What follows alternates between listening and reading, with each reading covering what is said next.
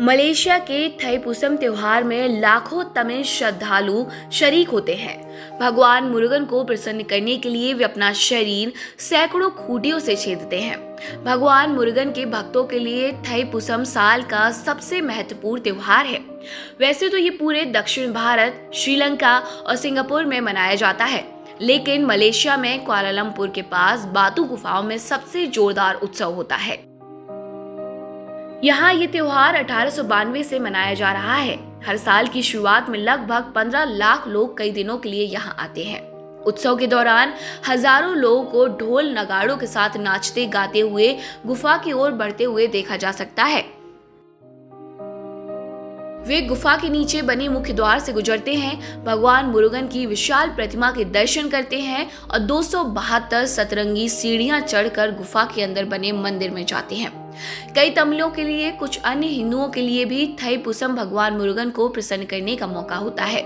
इसके लिए वे 48 दिनों तक उपवास और पूजा पाठ करते हैं। कई श्रद्धालु कावड़ लेकर चलते हैं जो अलग अलग आकार प्रकार की होती है। आमतौर पर ये गोलाकार फ्रेम की होती है जिसे मोरपंखों और फूल मालाओं से सजाया जाता है। इसके फ्रेम से हुक और सैकड़ों खूंटियां लटकी होती है जिनको श्रद्धालु अपने शरीर में घुसा लेते हैं। ये दर्दनाक लगता है, लेकिन कुछ भक्तों के लिए ये उत्सव का मुख्य हिस्सा है। इस्लाम, ईसाईयत और यहूदी धर्म में एक ही ईश्वर है। उनका संस्थापक एक है, मूल धर्म ग्रंथ भी एक है। हिंदू धर्म इससे अलग है, इसका कोई एक संस्थापक नहीं है। धर्म ग्रंथ कई हैं, लेकिन बाइबल या कुरान की तरह हिंदुओं का कोई एक सर्वमान्य ग्रंथ नहीं है। हिंदू धर्म में देवता भी कई हैं, जिनको एक ही परमात्मा के कई रूप माना जा सकता है। इस विश्वास को मानने के रास्ते भी कई हैं। अधिकांश हिंदू थाईपुसम नहीं मानते हैं या भगवान मुरुगन को नहीं पूजते हैं। ये एक स्थानीय त्योहार है जिसे मलेशिया का तमिल समुदाय मनाता है।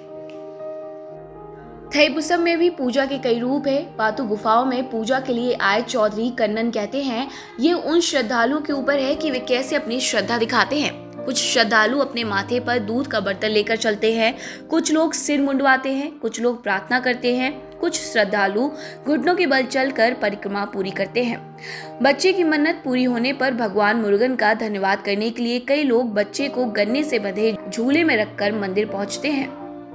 कई लोग खुद को छेदते हैं, कुछ लोग हुक का इस्तेमाल करते हैं, कुछ लोग अन्य तरीके से शरीर में धातु की पतली नुकीली खूंटियां घुसाते हैं। इन खूंटियों में धातु के छोटे बर्तन या नींबू भी टंगे होते हैं। किशन कुमार के पेट में खूंटियां घुसाने पर उनके चेहरे पर शिकन तक नहीं आती। उनके शरीर और बाहों में 130 से ज्यादा हुक और खूंटियां घुसाई गई हैं। भाले जैसे दिखने वाली एक छोटी खूंटी उनके दोनों गालों के आर पार की जाएगी। वो दर्द कम करने की कोई दवा नहीं खाते। उनके लिए ये भगवान मुरुगन के प्रति उनकी सच्ची भक्ति है। सब्सक्राइब करें हमारे चैनल देश ऑनलाइन पल्स ऑफ पीपल और बेल आइकन को क्लिक करना ना भूलें ताकि आप अपडेट रहे हमारे नई वीडियो से।